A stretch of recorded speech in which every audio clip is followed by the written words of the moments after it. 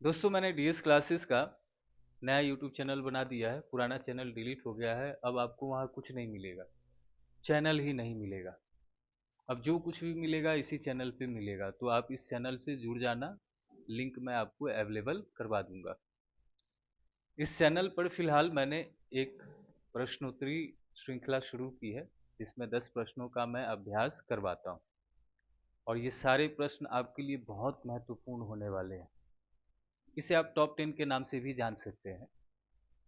तो आदिकाल से शुरू किया है और पेपर तक पूरे साहित्य का जितना भी लगा हुआ है हमारे सिलेबस में, एनटीए के सिलेबस में, भारतीय काव्य शास्त्र, पाश्चात्य काव्य शास्त्र और हिंदी साहित्य का जितना भी पार्ट है, सबका प्रश्न उत्तर मैं आपको यहाँ बताऊंगा।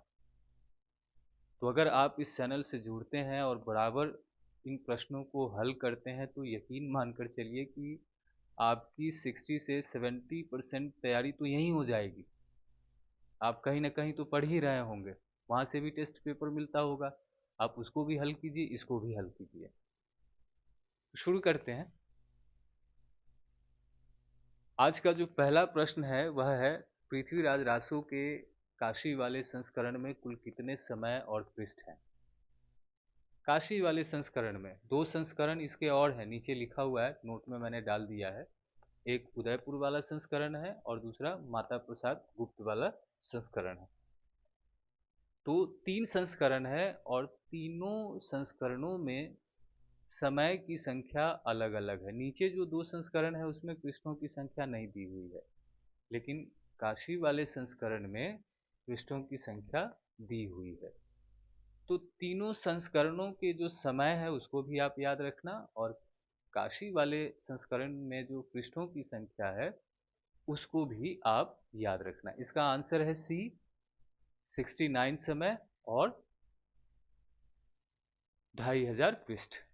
समय लगभग सभी को याद है, पृष्ठों की जो संख्या है बहुत सारे बच्चों को याद नहीं होगी। तो अब आप पृष्ठ की संख्या भी याद रखिए। रासो काव्य ब्रैकेट में मैंने लिख दिया है, पृथ्वीराज रासो। इसमें कुल कितने छंदों का प्रयोग हुआ है? पृथ्वीराज रासो को छंदों का अजायब घर भी कहा गया है। ऐसा इसलिए क्योंकि इसमें बहुत सारे छंदों का प्रयोग किया गया है। तो अब बहुत सारे छंदों का प्रयोग किया गया है कहने से काम नहीं चलेगा, एग्जैक्ट संख्या है हमारे पास। तो अब आपको संख्या याद रखनी है कि कुल कितने छंदों का प्रयोग इस ग्रंथ में हुआ है।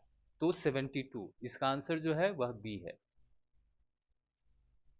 अब है पृथ्वीराज रासो की ही पंक्ति है, षट भाषा पुराणम च कथितम माया। तो ये षट भाषा जो है इसका मतलब है छह भाषा। तो लिखा है इस पंक्ति में जिन छह भाषाओं का उल्लेख किया है या किया गया है, उसमें कौन सी भाषा शामिल नहीं है? तो इसका जो राइट आंसर है वह है बी, पाली। लेकिन छह भाषाएं कौन कौन सी हैं यह भी मैंने नोट में डाल दिया है कि सभी छह भाषाएं हैं संस्कृत, प्राकृत, अपभ्रंश, पैशाची, मगधी और शौर सैनिक।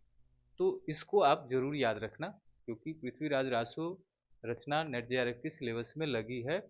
तो उस पंक्ति से सवाल आ सकता है, भाषाओं से संबंधित सवाल आपसे पूछा जा सकता है।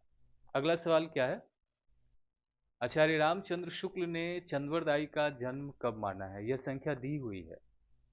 तो जब शुक्ल जी ने जन्म काल बता दिया है, जन्म की तिथि दी है, तो आपको अनिवार्य रूप से इसे याद कर लेना चाहिए। तो इसकी जो तिथि है वह एग्जैक्ट है संवत 1206। इसका आंसर है ए। अब आगे बढ़ते हैं। यानी शुक्ल जी चंद्रवरदाई का जन्म जो है संवत 1206 में मानते हैं। अगला सवाल,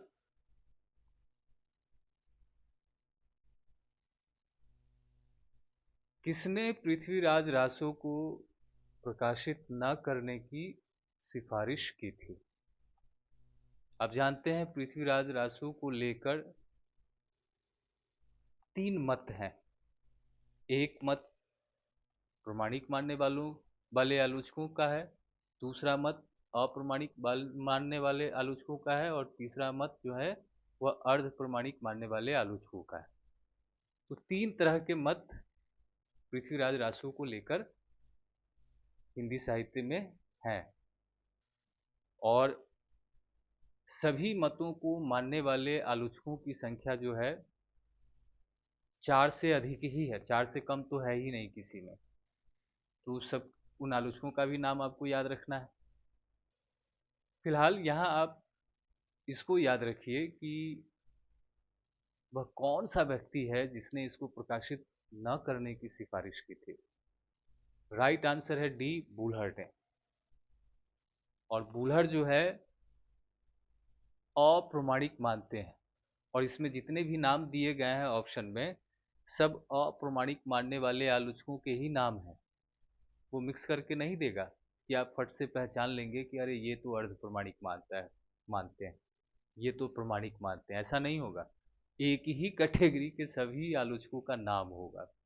मिक्स भी हो सकता है, मैंने तो एक ही कैटेगरी के सभी आलोचकों का नाम दिया है, लेकिन जब पूछा जाएगा तो मिक्स नाम भी हो सकता है, तो इसको भी आप जरूर याद रखना।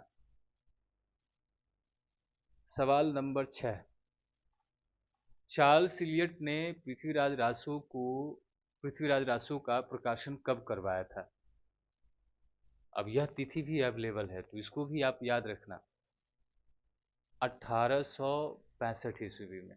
इसका राइट आंसर है डी। अगला सवाल, आचार्य रामचंद्र शुक्ल ने बिसलदेव रासु का रचना काल कब माना है। अब यह तिथि दी गई है शुक्ल जी के इतिहास में। इसका जो सही आंसर है वह है संवत 1212। अगला सवाल, इसमें 6 सवाल जो है पृथ्वीराज रासु से है और 4 सवाल जो है बिसलदेव रासु से है, और ये दोनों ही रचनाएं रासो काव्य की सबसे प्रसिद्ध और महत्वपूर्ण रचनाएं हैं, और इन्हीं दोनों रचनाओं से बार बार सवाल पूछा जाता है। तो जब भी आप रासो काव्य पढ़ें तो आपका सर्वाधिक फोकस इन्हीं दोनों रचनाओं पर होना चाहिए। बिसलदेव रासो के बारे में, पृथ्वीराज रासो के बारे में जो भी जानकारी मिलती है सबको आप रट जाओ, सवाल यहीं से रहते हैं। पृथ्वीराज रासो से तो सवाल होगा ही, सिलेबस में ही उसके कुछ अंश लगे हुए हैं। 8वां जो सवाल है वह है, बिसलदेव रासो में कुल कितने खंड और छंद हैं। मजेदार है, याद होने चाहिए। कुल कितने खंड, खंड मालूम भी होगा तो छंद जो है ये मालूम नहीं होगा कि कितने छंद हैं। तो अब याद रखना, इसका राइट आंसर है ए, 4 खंड और 125 छंद। सवाल ऐसे ही पूछे जा रहे हैं, तो अब आपको ऐसे ही याद रखना है। और मैंने जो सवाल बनाया है ना वो बहुत, अब मैं नहीं कहूँगा, नहीं तो लगेगा आपको कि मैं अपनी तारीफ कर रहा हूँ, लेकिन आप प्रश्नों का लेवल देखकर समझ जाएंगे कि मैं आपकी तैयारी किस तरह से करवाना चाहता हूँ। अगला सवाल, बिसलदेव रासो का चरित नायक विग्रहराज कितने वर्षों के बाद शहर से लौटता है। ऐसे भी सवाल आजकल आ रहे हैं, पूछे जा रहे हैं। 12 महीने के बाद, 12 वर्ष के बाद, 14 महीने के बाद, 14 वर्ष के बाद। राइट आंसर है बी, 12 वर्ष के बाद।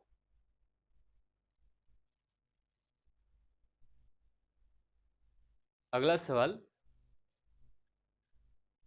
बिसलदेव रासो को वीर काव्य परंपरा की पहली रचना किसने माना है। राइट आंसर यहाँ पे मैंने दिया नहीं है, ये छोड़ दिया है इसका आंसर, ताकि आप लोग इसका आंसर दें कि बिसलदेव रासो को वीर काव्य परंपरा की पहली रचना इनमें से कौन आलोचक मानते हैं या मानता है। इसका उत्तर आपको देना है। आचार्य रामचंद्र शुक्ल जी ने पृथ्वीराज रासो को हिंदी का पहला महाकाव्य और चंदवरदाई को हिंदी का पहला कवि बताया है। तो वीर काव्य परंपरा की पहली रचना बिसल देव रासो को कौन मानते हैं? इसका उत्तर आप जरूर देना, ताकि मुझे भी पता चले कि आप जो पढ़ रहे हैं उस पढ़ाई की दिशा सही ओर है या नहीं, आप ऐसे ही पढ़ रहे हैं। तो ये रहे आज के 10 प्रश्न। अब अगले वीडियो में मैं आपको फिर 10 प्रश्न दूंगा, लेकर आऊंगा, उसको भी आप बनाना। तो यह श्रृंखला लगातार जो है अब चलती रहेगी, तो आप इस चैनल से जरूर जुड़ जाना, आपकी बहुत अच्छी तैयारी हो जाएगी।